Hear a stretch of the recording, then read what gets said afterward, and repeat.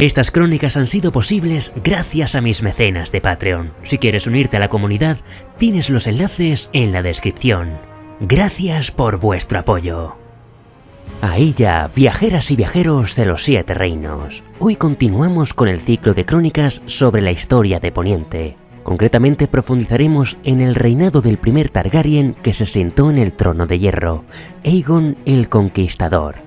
Recordamos que anteriormente puse a vuestra disposición unas crónicas narrando al detalle la conquista de Aegon y cómo fue tomando uno a uno 6 de los 7 reinos de Poniente. También narramos la primera guerra dorniense, el gran conflicto que durante 9 años empañó sus primeros años de reinado. En esta tercera parte abordaremos cómo fue dicho reinado y cómo consiguió unificar los reinos conquistados. Estas son pues las crónicas de hoy, así que subid a lomos de vuestros dragones, pongamos rumbo a desembarco del rey y comenzamos. Aegon Targaryen, hijo de Aerion Targaryen y Balaena de la casa Velaryon, fue nombrado rey de los Ándalos, los Rhoynar y los primeros hombres, señor de los 7 reinos y protector del reino a la edad de 27 años, en el septo estrellado de Antigua. El largo reinado del rey Aegon, el primero de su nombre, duró desde el año 1 después de la conquista hasta el año 37 y fue pacífico en términos generales, sobre todo en los últimos años. No obstante, en el amanecer de su reinado aún tendría feudos que someter y guerras que librar. Es por ello que podríamos dividir su etapa de reinado en 2 periodos. Las guerras del dragón, que se libraron hasta el año 13 después de la conquista, y la paz del dragón, que consagró sus 2 últimas décadas de reinado.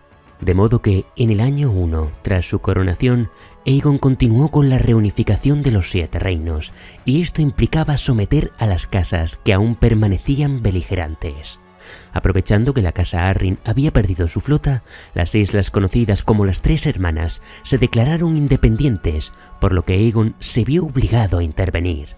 Acompañados de la reina Visenya y Vhagar, Aegon encomendó a Lord Torrhen Stark y sus norteños a que obligaran a los señores del mordisco a hincar la rodilla. Un año más tarde, el rey Aegon en persona viajó hasta las Islas del Hierro, a lomos de Balerion, para poner fin a la guerra civil que estalló tras la muerte de Harrenhal durante la conquista. Una intervención en la que los hijos del Hierro eligieron a Lord Beacon Greyjoy como señor de las Islas del Hierro. Pero sin duda alguna, los tornienses fueron la gran horma del zapato del reinado de Aegon. Un conflicto que empezó en el año 4 después de la conquista y que continuaría hasta el año 13, sin que Dorne hincara la rodilla ante el conquistador. Esta historia, de la cual no hablaremos hoy, queda detallada, como hemos dicho antes, en las crónicas de la Primera Guerra Dorniense, y supusieron fuego, sangre y dolor para ambos bandos, pues los dornienses jamás se doblegaron. Pese al gran fracaso que supuso el conflicto dorniense, la reunificación de los 7 reinos bajo el gobierno de los Targaryen fue la piedra angular de la estrategia de Aegon como monarca. Pero, ¿cómo consiguió Aegon mantener una regencia estable y pacífica con los otros 6 reinados de Poniente? En primer lugar, puso gran empeño en traer a su séquito y su consejo a hombres y mujeres de todas partes del reino. En segundo lugar, además de invitados en su corte, también tomó rehenes, alentando a sus antiguos enemigos a enviar a sus hijos a servir como pajes, coperos y escuderos, y a sus hijas como doncellas y acompañantes de las reinas. En la corte se les instó a pensar en sí mismos no como norteños o tormenteños, sino como súbditos del reino, aunque en el fondo no eran otra cosa que rehenes, pues con su presencia cerca se aseguraba de que sus padres no se alzaran en armas contra la corona. En tercer lugar, los Targaryen también concertaron matrimonios de casas nobles, con la intención de unir las tierras conquistadas en una sola. Así, por ejemplo, el pequeño Ronel Arryn, señor del Nido de Águilas, se casó con la hija de Lord Torrhen Stark, mientras que el heredero de Roca Casterly se casó con una hija de Lord Redwyne del Rejo. La reina Visenya incluso concertó una boda doble entre los Bracken y los Blackwood, con el fin de concluir con siglos de enemistad. En cuarto lugar, realizaron incontables visitas reales. Como parte de la estrategia por mantener la paz, Aegon arrastraba a su séquito de castillo en castillo, pues tal y como afirmaba el rey, era mejor prevenir una rebelión que reprimirla. Así pues viajó por todo Poniente a lo largo de toda su vida, desde Antigua hasta el norte. Por supuesto, contemplar al rey con todo su poderío montado en Balerion, el terror negro, acompañado de centenares de caballeros, ayudaba a infundir cierta lealtad entre los banderizos revoltosos. Pero además, los Targaryen eran accesibles a las quejas y preocupaciones del pueblo llano, y esto facilitó su aceptación entre los súbditos. Por eso, fuera donde fuera, el rey siempre celebraba audiencia, ya fuese desde un estrado en el castillo de un gran señor, o desde una piedra cubierta de musgo en las tierras de un labriego. Sin embargo, surge una duda: ¿cómo pudo gobernar sin conocer las leyes y costumbres de cada región? Esta era otra de las claves del reinado de Aegon. Por ello, en el año 5 después de la conquista, solicitó al cónclave de la ciudadela que enviaran a uno de sus archimaestres para que lo asesorara en los asuntos del reino. Y de esta manera, con la llegada del archimaestre Olyder, el rey creó el cargo de gran maestre dentro del consejo privado.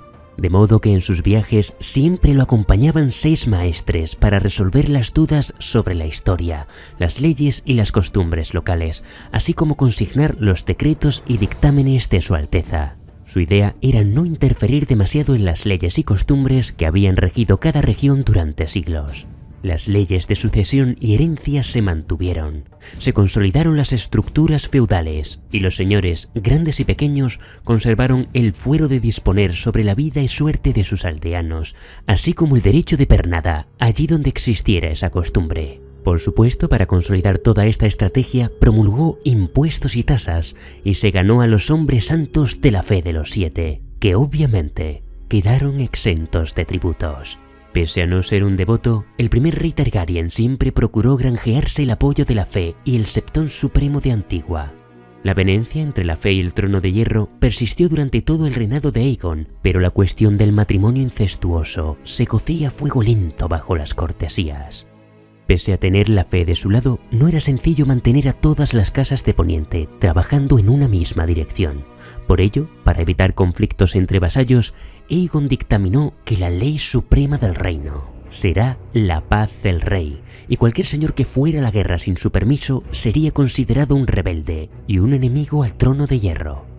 Todas estas leyes contaban con el asesoramiento del consejero de los edictos, también miembro del consejo privado, y cuyo cargo en el año 1 fue ocupado por Tristan Massey. En ese mismo año también se creó el cargo de consejero de la moneda, siendo Crispian Celtigar el primero en ocuparlo. Durante la conquista, Daemon Velaryon se había ganado el puesto de Lord Almirante de la Corona, y cerrando el consejo privado, a la cabeza teníamos a Orys Baratheon, la primera mano del rey. Hay que destacar que, pese a que Aegon tenía la última palabra en los asuntos del reino y contaba con su consejo privado, sus esposas y hermanas Visenya y Rhaenys compartieron el poder junto al monarca. Así, siempre que el rey salía de viaje, tenía por costumbre llevarse a una de ellas, mientras que la otra se quedaba en Rocadragón o en Desembarco del Rey, a menudo para ocupar el trono de hierro y solventar los asuntos que se presentaran. De Visenya se decía que poseía una belleza más dura y austera que la de su hermana Rhaenys. Era severa, seria e implacable, y se sentía cómoda tanto con la seda como con la cota de mallas. Rhaenys, por su parte, era bondadosa, agraciada, impulsiva y más dada a la fantasía, la música, el baile y la poesía. Fue Rhaenys precisamente la que traería al mundo al príncipe heredero, cuando en el año 7 después de la conquista dio a luz a Aenys Targaryen, un niño pequeño y enfermizo que para muchos nunca tendría el talante de un soberano.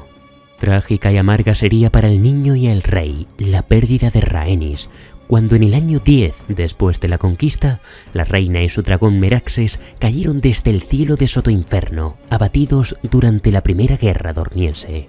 Ese mismo año, la reina Visenya convenció al rey de que necesitaba una guardia personal que lo protegiera de los atentados que estaban intentando perpetrar contra su vida. Y así se creó la Guardia Real, siendo Ser Corlys Velaryon, hijo de Lord Daemon, el primer Lord Comandante de esta hermandad juramentada. En el año 11 hubo quienes pensaron que el príncipe Aenys pronto moriría, y dado que Visenya no había concebido aún un hijo, comenzaron a circular rumores sobre su infertilidad, y los grandes señores empezaron a enviar a sus hijas a la corte para que Aegon tomara una nueva esposa. De poco sirvió, pues en el año 12 después de la conquista, Visenya dio a luz a Maegor, el segundo hijo del rey. Un año más tarde, el intento de conquista de Dorne llegó a su fin, y la corona y la casa Martell llegaron a un acuerdo de paz. Es en este momento en el que da comienzo el periodo que los maestres llaman la Paz del Dragón. La guerra había dejado heridas profundas, pero sobre todo había vuelto al rey menos confiado. Por ello, en el año 19, cuando llegó la noticia a Poniente de que una flota de piratas había saqueado las Islas del Verano, pensó que bien valía la pena levantar una muralla en desembarco del rey. Hasta entonces, los ciudadanos de la ciudad confiaban en que los dragones persuadirían a cualquier posible enemigo de atacar la urbe, pero había momentos en los que tanto Aegon como Visenya se encontraban ausentes, y por tanto la ciudad quedaba a merced de cualquier ataque. Aegon encomendó el proyecto de la muralla a Lord Osmund Strong, la cuarta mano del rey, y al gran maestre Gaiwen, tercer gran maestre del monarca. Una construcción que concluiría en el año 26 después de la conquista. También ordenó que se construyera un septo sobre la colina de Rhaenys en recuerdo de su querida hermana caída en Soto Inferno, un edificio que fue llamado el Septo de la Conmemoración. Ya fuera por el amor que profesaba a Rhaenys o porque la salud de su hijo se fortaleciera con los años, Aegon siempre mantuvo a Aenys como su heredero al trono y como tal lo acompañó en sus muchos viajes. Dichas visitas reales concluirían en el año 33 después de la conquista, en Invernalia, donde tuvo lugar el que sería su último viaje real. Aegon ya cumplía los 60 años. Aún hasta entonces, el rey había dedicado la mitad de cada año de su reinado a viajar por los 7 reinos. Al concluir el viaje a Invernalia, prefirió disfrutar del calor del hogar, dejando que el príncipe Aenys y su prima y esposa, Alyssa Velaryon, encabezaran a partir de entonces el cortejo real. Aegon Targaryen pasó sus últimos 4 años entre Desembarco del Rey y Rocadragón. En el año 35, el rey dio la que probablemente sería su última gran orden real. El fuerte de Aegon era el castillo más feo de los 7 reinos, un batiburrillo de madera, adobe y ladrillo que antaño había desbordado las viejas empalizadas que tenía por muralla. Era hora de construir un nuevo castillo digno de un rey. Por ello, Aegon trasladó su residencia a Rocadragón y encomendó a la reina Visenya y a Lord Alyn Stockworth, su quinta mano del rey, que organizaran los trabajos para derribar el fuerte y construyeran en su lugar la que sería conocida como la Fortaleza Roja. Aegon el Conquistador murió de apoplejía en Rocadragón en el año 37 después de la conquista. Sus nietos, Aegon y Viserys, se encontraban con él en aquel momento, en la cámara de la mesa pintada, escuchando la narración de sus conquistas. Su hijo Aenys estaba en Alto Jardín de visita oficial cuando falleció el rey, pero voló a Rocadragón a lomos de azogue para asistir a la incineración. En la pira, el rey vestía su armadura y le habían colocado la empuñadura de fuego oscuro entre los guantaletes. La costumbre de la casa Targaryen imponía que se incinerase a los difuntos en lugar de entregar sus restos a la tierra, y así había sido desde los tiempos de la antigua Valiria.